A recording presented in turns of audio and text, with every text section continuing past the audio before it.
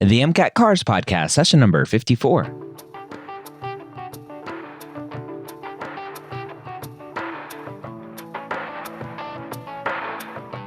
The CARS section of the MCAT gives thousands of pre-meds nightmares every night. Whether you're an ESL student, lack confidence while reading, or a slow reader like me, Jack Westin and the medical school headquarters are here to help you score higher in every section so you can be confident you're ready to get the MCAT score of your dreams. Welcome to the MCAT CARS podcast. My name is Dr. Ryan Gray, and as always, I'm joined by Jack Westin from jackwestin.com. If you have not been to jackwestin.com yet, if you have not signed up for his free daily CARS passages, I recommend you do so. Go to jackwestin.com, click on practice, and then CARS daily passages right to your email inbox. This week, we have a great episode, a great passage, all about empathy. Jack Westin, back for another amazing episode of the MCAT CARS podcast. I want to know, in your mind, when students are struggling with MCAT CARS, what do you think is the easiest mindset switch that you can give a student that they can practice every day right now? I say just don't give a bleep, just don't care. Just don't give a damn about this. Just try your best. That's all you can do. Don't stress out. It's okay. Your life will go on. You're fine. It's just a test. It's just a test. I really think if you have that mentality, you're going to be successful in anything you do. Right. Just try your best, but don't think that your worth is resting upon your score. It's not true. Your worth depends on who you are as an individual. Are you a nice person? Or it's the it's the qualitative things that matter, not the numbers. The numbers aren't that important. The higher your score, probably your chances of getting into a medical school are better. Yeah, probably get into a better medical school, but you can get in even with bad scores. You can become a physician even with bad scores. And look, at the end of the day, like 10 years from now, 20, 15 years from now, do you think anyone's going to care what school you went to? Nope. Like, really?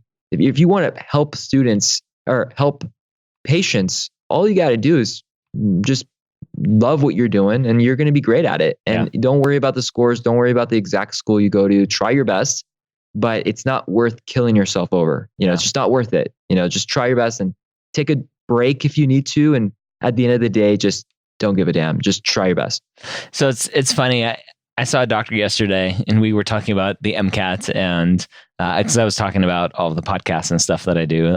Every physician I talk to is super interested with everything that I do because I'm not practicing medicine anymore. But we were talking about the MCAT and he didn't even study for it. He's like, this was probably 93, 94, like pre-internet as we have it today. He's like, I had one of those really big MCAT books and I went to the library the day before and I started looking through it and I'm like, screw it. I'm just going to go I'm going to go get a good night's sleep. That's the one thing I can control. And funny. He did really, really well. So, but it's funny. No patient is gonna be like, "Hey doc, before you operate on me, what'd you get on the CARS section? Just so I know I'm in good hands." Yeah, they're not even gonna know the difference between a DO and an MD. Yep. They're just gonna know, oh, you're a doctor. Awesome. Yep. Help me. You care. Help me. Yeah. Help me. That's all they care about, right? Just remember what you're in it for. That's what I say. In it to win it. No, right. Not that one. All right. What do we have in store today? The theme of this podcast is Gray exists. So you can think of your last name, right? Yeah. Gray exists. So what do I mean by that? There's going to be a middle, right? Yeah. There's going to be a middle. It's not necessarily always on one side. The author may agree with both sides of whatever they talk about. So, I think your name is a great way to remember what CARS is all about. All right. So just think of me. Your whole MCAT day, just think of me. You'll be good. All right. Follow along in the show notes or in your podcast app. There's a link to this article. Paragraph 1. The world seems to be getting more empathetic. All right. Nice little straightforward sentence here. The author is saying the world seems to be getting more empathetic. Americans donate to charity at record rates. So just an example of our empathy, or at least what the author is saying is empathy. We're donating money. People feel the pain of suffering in geographically distant countries brought to our attention by advances in communications and transportation. So the author is saying, hey, we understand, or we feel what's going on, right? We feel the pain, what's going on around the world because of television, radio, etc. And we're able to fly everywhere within a day. Violence seen on historical time scales is decreasing. So the author here kind of painting two different pictures here. So we're getting more empathetic, and violence is decreasing, which is funny because everyone thinks violence is increasing because it's all over the news. Right. Yeah. So I love how you said it's two separate things. I like looking at it as two separate things, Mm-hmm. right? Being more empathetic and violence is decreasing. They're not necessarily correlated, Nope. right? But the author is assuming that they're related. So we go with it. But again, you don't have to make that connection. Just understand what the author's saying. They may go against this. Who knows? We don't know. Yep. But great. So what's the big picture that you have to really understand at this point? That we're being more empathetic. Great. So one of the things I love about this passage, and this is something that happens all the time, is the author will present this theoretical kind of point of view, right? And it becomes a truth. It becomes the foundation for the actual points the author cares about. So if you see yourself reading something that's more general, more of a bigger perspective, picture, theoretical kind of point of view, you should probably know that they're going to use that to some extent to establish a reality that we live in, and to define that reality further and give us more specific arguments around that bigger picture. Okay? So the author's painting this theme of, oh, we're nice, we're getting nicer, we're more empathetic, right? Sympathetic, compassionate. But why? Why is the author talking about this? Hopefully we'll figure it out. Go ahead. Yep. Paragraph 2. The great modern humanitarian project of expanding the scope of our empathy to include the entire human race seems to be working. Oh, all right. So I didn't know I was in a project. So the author here, I don't know what he means by this great modern humanitarian project, but the author says it's working. Okay, let's go. I mean, it's just, again, very, very big, broad strokes here. I really don't know where the author is going with this. It's just that we're being nicer. Yep. Okay. Our in-group, which is a good psych-soc term, those we choose to include in our inner circle and to spend our energies on, is growing, and our out-group, everybody else, shrinking. So the author here is saying that the people who we spend time with, who we spend energy on, the people around us, is growing, and those outside is shrinking. What does that mean if your inner group is growing? You're being exposed to more people. You maybe in group. So choose those we choose to include in our inner circle and spend our energies on. So we're spending our energies on more people, right? And that's a good thing, right? That sounds like we're more empathetic. So it's going along the same lines. That's something I want you to pick up on. Okay. All right. But there's a wrinkle in this perfect picture. Our instinctive tendency to categorize the world into, quote, us and, quote, them is difficult to overcome. So the author here is showing us we have this instinctive tendency, right? However we want to make that mean, whether that's just part of our biology, is we categorize us and them, and it's hard to overcome. It is in our nature to favor helping in-group members like friends, family, or fellow citizens, and to neglect or even punish out-group members. Okay, so again, it's in our nature. So we have the author here, instinctive tendency and in our nature. So it's painting kind of this interesting picture. Okay, so we're now adding a layer to our painting. Mm-hmm. So the first layer was, oh, we're nice. We're getting nicer, right? Mm-hmm. But now what is the author doing? The author is saying that we have this built-in tendency in our nature to not be nice.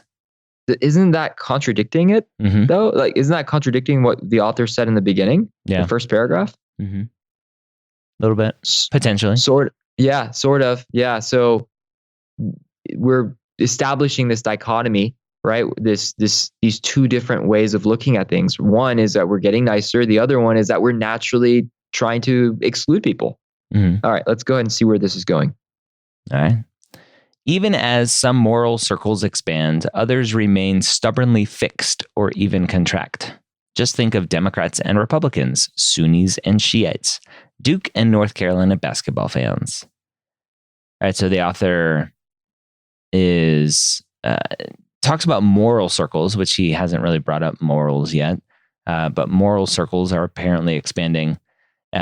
But then others, right? Other parts of us, and then give some examples of where we have conflict of us versus them. Right. Okay. So going back to the fact that we might exclude people. Yep. Okay.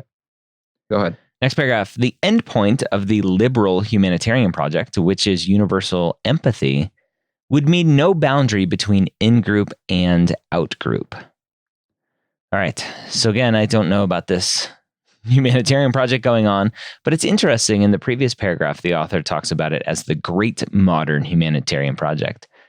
And in this one, he calls it a liberal humanitarian project. So it's very interesting that she changes the words there. I love that. Yeah. So liberal doesn't mean it's bad, but Yep. it does mean it's one-sided potentially. Mm-hmm. Okay. In aiming for this goal, we must fight our instincts. So the goal, again, of no boundary between in versus outs. Our instincts are telling us that there is an us versus them. And so we have to fight that. That's the gray. Yep. That's the gray. So we can have both. We can be towards empathy, but we're also what? We're also feeling of inherently biased exclusion, right? Yeah. So we can have both, but we have to fight it. We have to fight that natural kind of urge here. Okay. Yeah. That is possible to a degree. So the author is saying that we can fight, but only to a degree. Research confirms that people can strengthen their moral muscles and blur the divide between in-group and out-group. So just giving an example here of we have research, right? Research gives us everything. What does blur the divide mean? So blur the divide. So we have the divide, right? Us versus them. So blur the divide means make that line less so.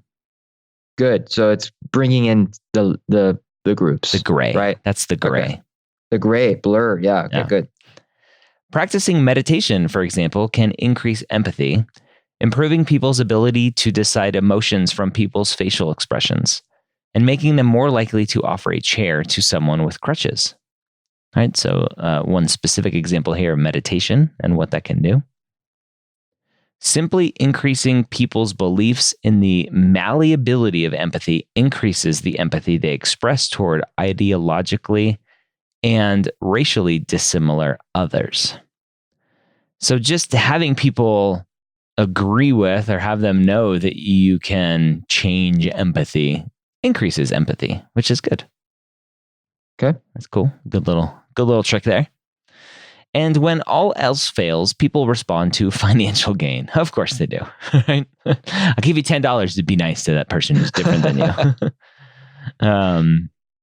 Which is very interesting. I was watching Shark Tank, the newest season of Shark Tank, and they had the founder of Kind bars, and one of the things that he did was that he got the Palestinians and Israelis together for business purposes. Again, talking about the financial gain. So they responded to the financial gain saying, okay, I'll put up with you, even though you're very different than me and I'm supposed to hate you. And over time, working together, they realized, oh, we're the same.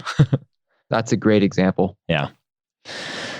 All right. My co-authors and I have shown that introducing monetary incentives for accurate perspective taking increased Democrats and Republicans' ability to understand each other and to believe that political resolutions were possible. All right. So one specific thing about money and the example of Democrats and Republicans. A lot of students read this example and don't really understand it. Does that matter? Nope. You have to know. Just as long as you know that you can incentivize people financially to be more empathetic, that's all that matters here.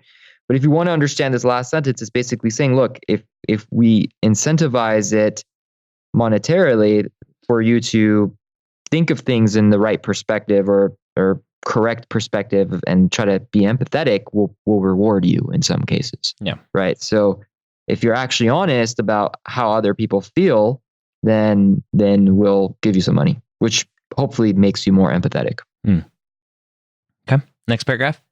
But these exercises can take us only so far. All right. So the author then saying, okay, we can only do this to a certain extent, right? We can't turn everyone into empathetic beings. In fact, there is a terrible irony in the assumption that we can ever transcend our parochial tendencies entirely. So this is a very confusing sentence that would be one that I'd want to just skip over. Taking home that basically, like we can't assume that this is something that we can easily fix or do. Yeah, so we'll break down this sentence, but I love what your attitude towards this, right? Let's just move on, right? The first sentence is enough. It says these exercises can only take us so far, only so far. So we cannot be as empathetic as we'd like to be, right? So maybe we are just going to be naturally, instinctively very, I guess, closed-minded, right? Mm-hmm. So, in this case, it says in fact. So we know off the bat it's going in the same direction. So you don't have to worry too much about it, but let's break it down. There is a terrible irony. So what is an irony? Basically something that's happening that we don't expect, right? We say something, but the opposite basically happens. In the assumption that we can ever transcend our parochial tendencies entirely. So if we assume that we can somehow overcome these narrow-minded tendencies, we're going to be screwed. We're going to end up, being worse off, or at least it's going to lead us to this opposite direction, right? So parochial means, I mean, I know it has some church definition, but in my mind, I think of narrow in this case. So narrow tendencies, even if you didn't know what that word means, like you said, Ryan, in the previous podcast episode, just let it go. Just blur it out. Just delete it from your mind. Yeah. And read without that word, right? And I think that's a great strategy here. Okay, go ahead. Social scientists have found that in-group love and out-group hate originate from the same neurobiological basis, are mutually reinforcing, and co-evolved because loyalty to the in-group provided a survival advantage by helping our ancestors to combat a threatening out-group. Right, so just a little bit of history on why we have this in-group and out-group. That means that, in principle, if we eliminate out-group hate completely, we may also undermine in-group love. So that's interesting. If we don't hate, right? Don't hate our out-group, then it might hurt our in-group. It's very interesting. That's the irony. Right. I'm guessing. Right, and understanding the ancestor stuff is really important, right? I would say understand that. So it's helping us evolutionarily speaking. Go ahead. Empathy is a zero-sum game. All right. So the zero-sum game, I don't know if everyone really understands what that means. But my assumption is that the author is saying, right, there isn't a ton of empathy to go around, right? It's not like we can just love everyone. Unfortunately, it's a zero-sum game, meaning if we give to others, we take from some. Exactly. No, this is basically suggesting, and you could get this from that the second to last sentence, right? That you can't have winners. Not everyone is going to be a winner. We're going to have some winners. We're going to have some losers, right? So zero sum basically suggests that if you add everything together, you're going to get zero, right? Yep. So that's why empathy is a zero sum together game. So if some people gain more empathy, we lose on some other end. So if it's a +1, there must be a -1 to account for that +1. And that leads us to zero, right? So that's what the zero sum game really means, but you don't have to understand it to that level. That's not important. The point is, if one gains, the other one loses. Okay? So if you eliminate out-group hate completely, which is empathy, we may also undermine. We don't know exactly, but we hurt our in-group love somehow. Hopefully they'll describe that in the future. Okay. All right. Last paragraph here. Absolute universalism, in which we feel compassion for every individual on Earth, is psychologically impossible. I think a lot of people in our country would choose to fight that assumption. But interesting, right? So the author is saying we just can't love everybody, right? Going back to zero sum game. Ignoring this fact carries a heavy cost. We become paralyzed by the unachievable demands we place on ourselves. Right? So what happens potentially if we try to do this? Right. If we ignore this fact. So what does that mean? That means you don't believe this idea that, compassion is impossible for everyone or for every individual, right? Or compassion for every individual is impossible. So if you ignore that and you think, okay, yeah, I can give compassion to every individual, then you're going to be paralyzed by its unachievable demands. So it's maybe overwhelming you because you have to be nice to everyone. Okay. Yep. Okay. We can see this in our public discourse today. All right. So the author getting ready to give us some information. So public discourse. Discussions of empathy fluctuate between worrying that people don't empathize enough and fretting that they empathize too much with the wrong people. So there's the kind of the weird, am I doing it right? Right. Kind of discussion there. Okay. These criticisms both come from the sense that we have an infinite capacity to empathize and that this is our fault if we fail to use it. Okay. So those last two sentences are interesting.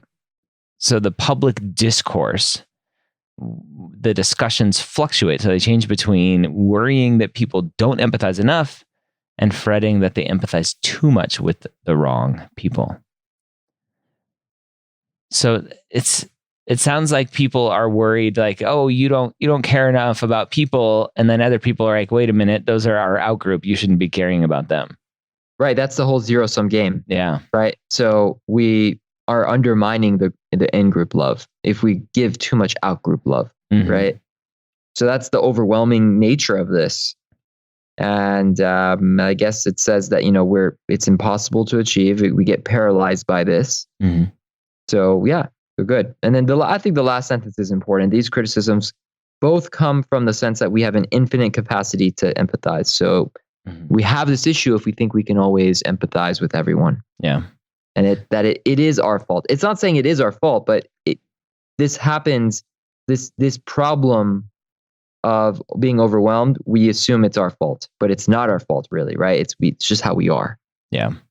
It's interesting. It's something common that a lot of pre-meds deal with, especially those who go on trips abroad to Guatemala or other countries and do some volunteering over there. A lot of the in-group thinking is, well, there's plenty of places here in the States that need your help. Like, why do you have to go over there to those people? Oh my God. Yeah, that's such a great example. Yeah, I love that. That's a good way of looking at it. Okay.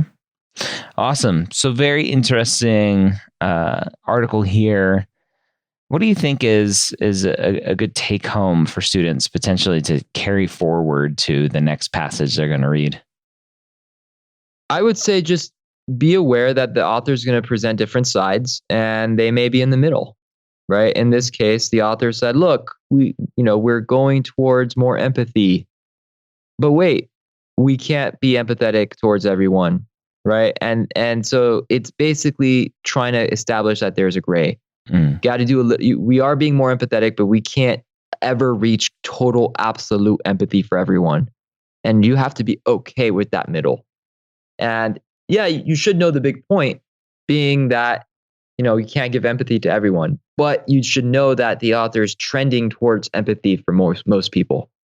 So if you understand, it's kind of like a line where you're not necessarily directly in the center of the line, but you have to know that you're not completely at one end either. You have to know what side of the line you're on, exactly where. And the only way you can do that is if you actually read every paragraph. So big picture, just go with what you understand. Be aware of middles and that there may be exceptions. And if you can do that, I think you're going to be okay. All right, there you have it. Another great episode.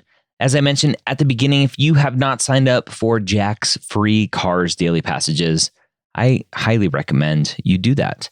You can only improve your car section by practicing. Practice reading every day.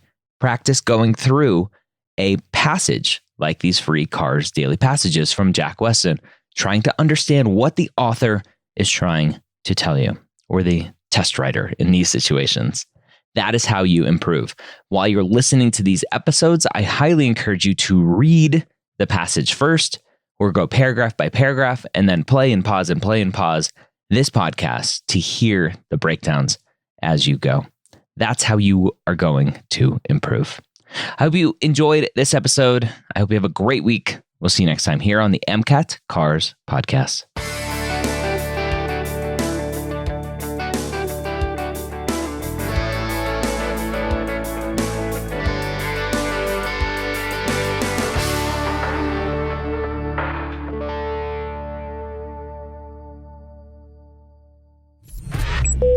This is MedEd Media.